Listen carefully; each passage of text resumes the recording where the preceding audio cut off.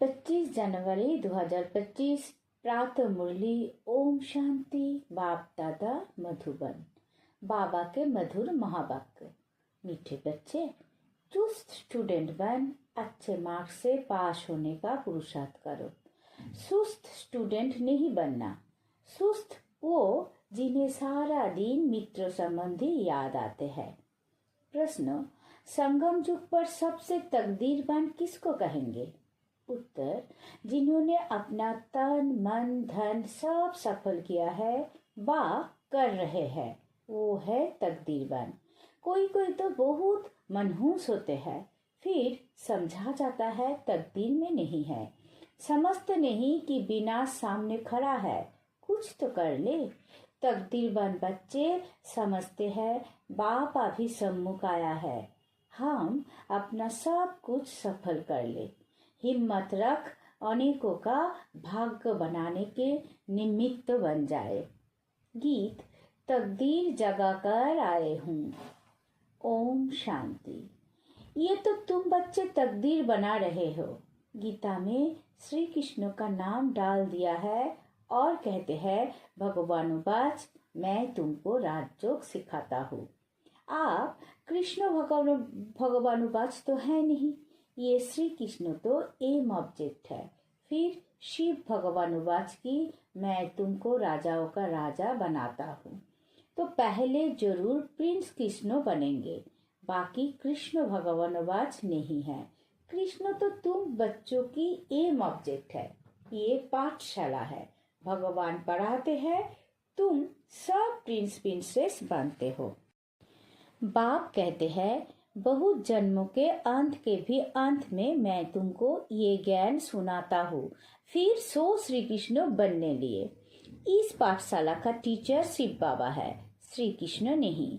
शिव बाबा ही देवी धर्म की स्थापना करते हैं। तुम बच्चे कहते हो हम आए हैं तकदीर बनाने। आत्मा जानती है हम परमपिता परमात्मा से अब तकदीर बनाने आए हैं। ये है प्रिंस प्रिंसेस बनने की तकदीर, राजयोग है ना। शिव बाबा द्वारा पहले पहले स्वर्ग के 2 पत्ते राधे कृष्ण निकालते हैं। ये जो चित्र बनाया है ये ठीक है, समझाने के लिए अच्छा है। गीता के ज्ञान से ही तकदीर बनती है। तकदीर जगी थी सो फिर फूट गई। बहुत जन्मों के अंत में तुम एकदम तमोप्रधान बेघर बन गए हो। अब फिर प्रिंस बनना है। पहले तो जरूर राधे कृष्ण ही बनेंगे, फिर उन्हों की भी राजधानी चलती है। सिर्फ एक तो नहीं होगा ना। स्वयंवर बाद राधे कृष्ण सो फिर लक्ष्मी नारायण बनते हैं।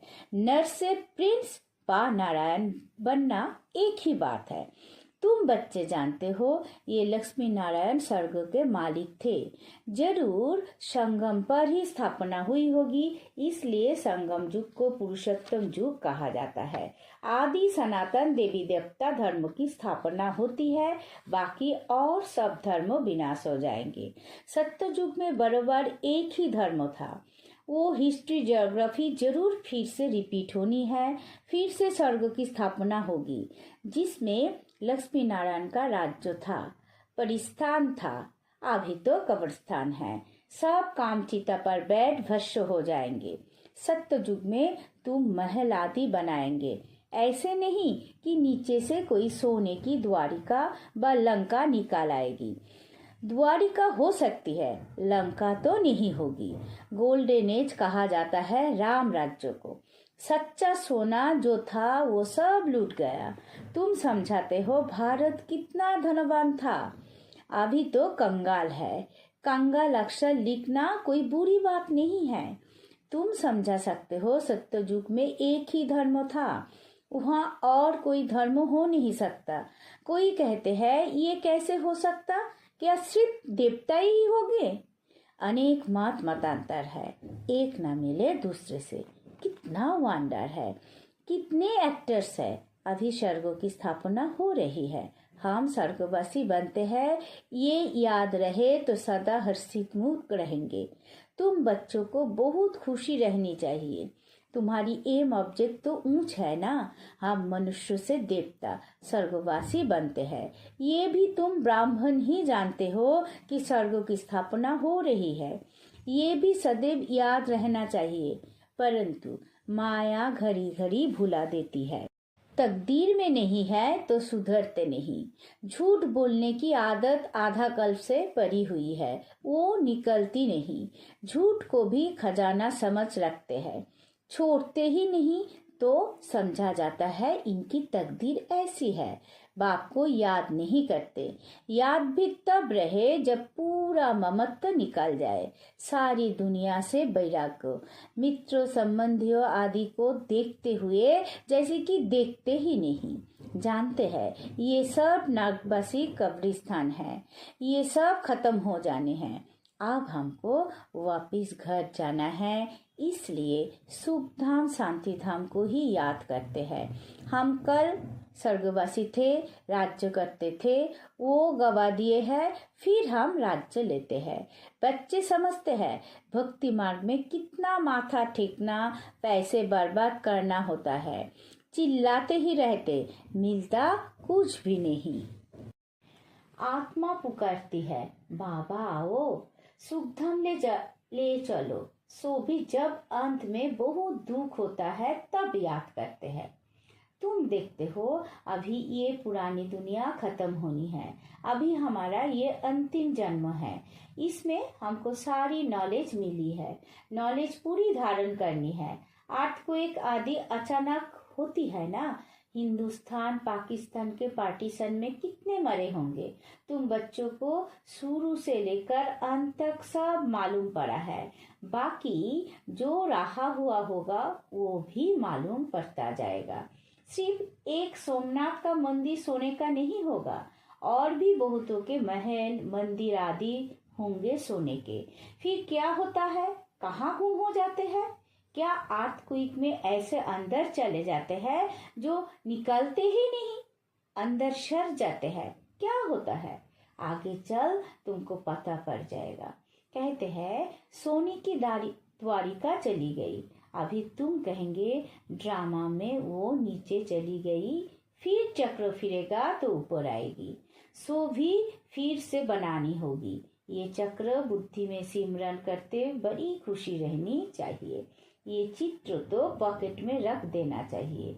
ये बैच बहुत सर्विस लायक है, परंतु इतनी सर्विस कोई करते नहीं है।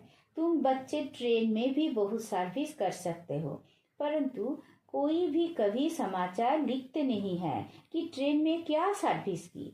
थर्ड क्लास में भी सर्विस हो सकती है। जिन्होंने कल पहले समझा है, जो मनुष्य से देवता बने हैं वही समझेंगे। मनुष्य से देवता गाया जाता है, ऐसे नहीं कहेंगे कि मनुष्य से क्रिश्चियन व मनुष्य से सिख, नहीं, मनुष्य से देवता बने अर्थात आदि सनातन देवी देवता धर्म की स्थापना हुई। बाकी सब अपने अपने धर्म में चले गए। झाड़ में दिखाया जाता है फलाने फलाने धर्मों, फिर कब स्थापन होंगे। देवताएं हिंदू बन गए, हिंदू से फिर और धर्मों में कन्वर्ट हो गए।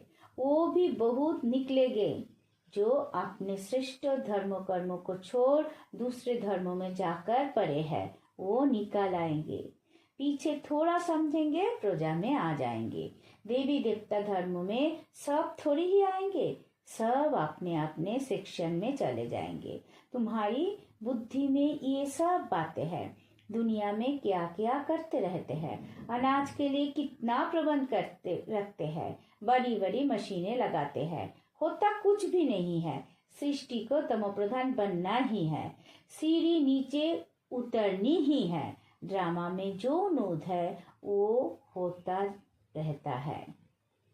फिर नई दुनिया की स्थापना होनी ही है। साइंस जो अभी सीख रहे हैं थोड़े वर्ष में बहुत होशियार हो जाएंगे, जिससे फिर वहाँ बहुत अच्छी अच्छी चीजें बनेंगी।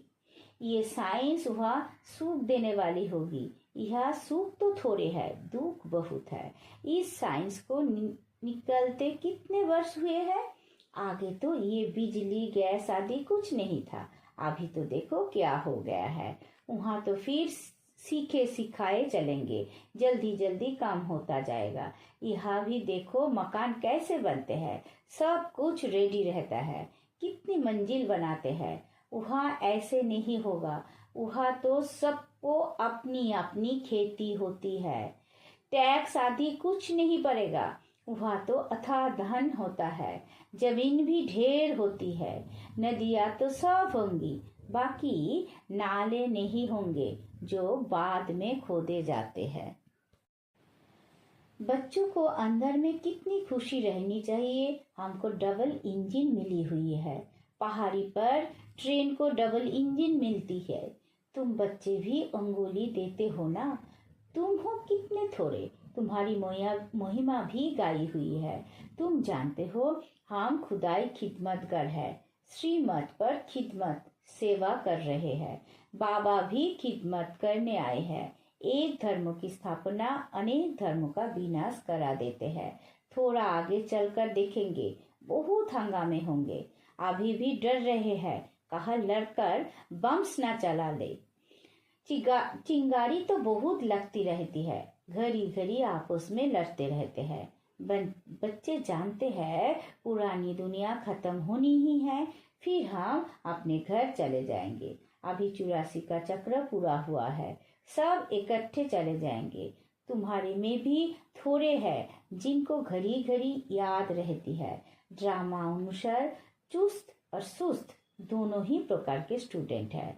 चुस्त स्टूडेंट अच्छी मार्क्स से पास हो जाते हैं, सुस्त जो होगा उनका तो सारा दिन लड़ना झगड़ना ही होता रहता है। बाप को याद नहीं करते, सारा दिन मित्र संबंधी ही बहुत याद आते रहते हैं। यहाँ तो सब कुछ भूल जाना होता है। हम आत्मा है, ये शरीर रूपी टुम लटका हुआ है। हम कर्मातीत अवस्था को पा लेंगे, फिर ये टुम छूट जाएगा। यही फिक्र है, कर्मातीत अवस्था हो जाए तो ये शरीर खत्म हो जाए, हम शान से सुंदर बन जाए। मेहनत तो करनी है ना। प्रदर्शनी में भी देखो कितनी मेहनत करते हैं। महेंद्र भोपाल ने कितनी मेहनत दिखाई है। अकेला कितनी मेहनत से प्रदर्शनी आदि करते हैं। मेहनत का फल भी तो मिलेगा ना। एक ने कितनी कमाल की है, कितनों का कल्याण किया है। मित्रों संबंधियों आदि की मदद से ही कितना काम किया है, कमाल है। मित्र संबंधियों को समझाते हैं ये पैसे आदि सब इस कार्य में लगाओ, रखकर क्या करेंगे। सेंटर भी खोला है हिम्मत से, कितनों का भाग्य बनाया है। ऐसे 5-7 निकले तो कितनी सर्विस हो जाए। कोई कोई तो बहुत मनहूस होते हैं, फिर समझा जाता तकदीर में नहीं है। समझते नहीं विनाश सामने खड़ा है, कुछ तो कर ले। अभी मनुष्य जो दान करेंगे ईश्वर कुछ भी मिलेगा नहीं। ईश्वर तो अभी आया है स्वर्ग की राजाई देने। दान पुण्य करने वालों को कुछ भी मिलेगा नहीं। संगम पर जिन्होंने अपना तन मन धन सब सफल किया है बा कर रहे हैं, वो है तकदीरवान। परंतु तकदीर में नहीं है तो समझते ही नहीं। तुम जानते हो वो भी ब्राह्मण है, हम भी ब्राह्मण हैं। हम हैं प्रजापिता ब्रह्मा कुमार कुमारिया, इतने ढेर ब्राह्मण। वो है कुह वंशावली, तुम हो मुह वंशावली। शिव जयंती संगम पर होती है। आप स्वर्ग बनाने लिए बाप मंत्र देते हैं, मन मना भव। मुझे याद करो तो तुम पवित्र बन पवित्र दुनिया का मालिक बन जाएंगे। ऐसे जुक्ति से पर्च छपाने चाहिए। दुनिया में मरते तो बहुत है ना, जहाँ भी कोई मरे तो वहाँ पर्च बांटने चाहिए। बाप जब आते हैं तभी पुरानी दुनिया का विनाश होता है और उसके बाद स्वर्ग के द्वार खुलते हैं। अगर कोई सुखधाम चलना चाहे तो ये मंत्र है, मन मना भव। ऐसा रसीला छपा हुआ पर्चा सबके पास हो, शमशान में भी बांट सकते हैं। बच्चों को सर्विस का शौक चाहिए। सर्विस की जुक्तियां तो बहुत बतलाते हैं, ये तो अच्छी रीति लिख देना चाहिए। एम ऑब्जेक्ट तो लिखा हुआ है, समझाने की बड़ी अच्छी जुक्ति चाहिए।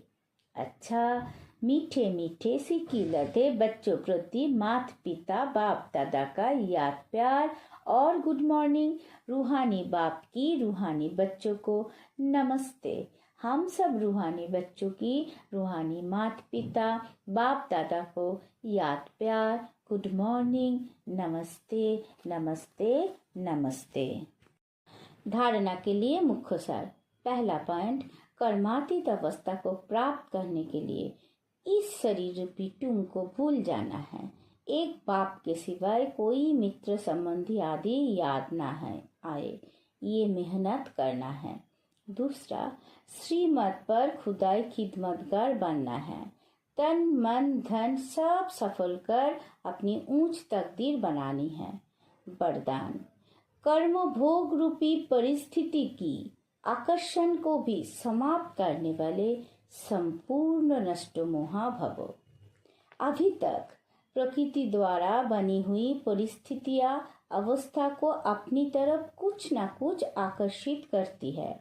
सबसे ज्यादा अपनी देह के हिसाब किताब रहे हुए कर्म भोग के रूप में आने वाली परिस्थिति अपनी तरफ आकर्षित करती है।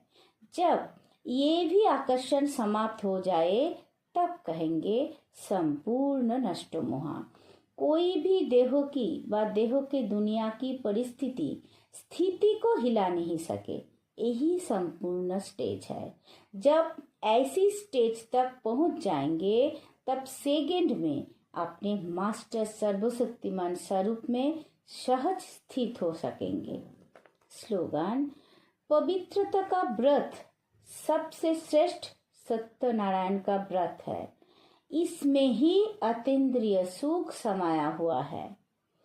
अपनी शक्तिशाली मनसा द्वारा सकाश देने की सेवा करो।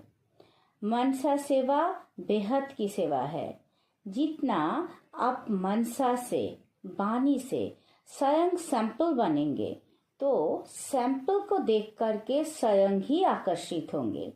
कोई भी स्थूल कार्य करते हुए मनसा द्वारा वाइब्रेशन फैलाने की सेवा करो।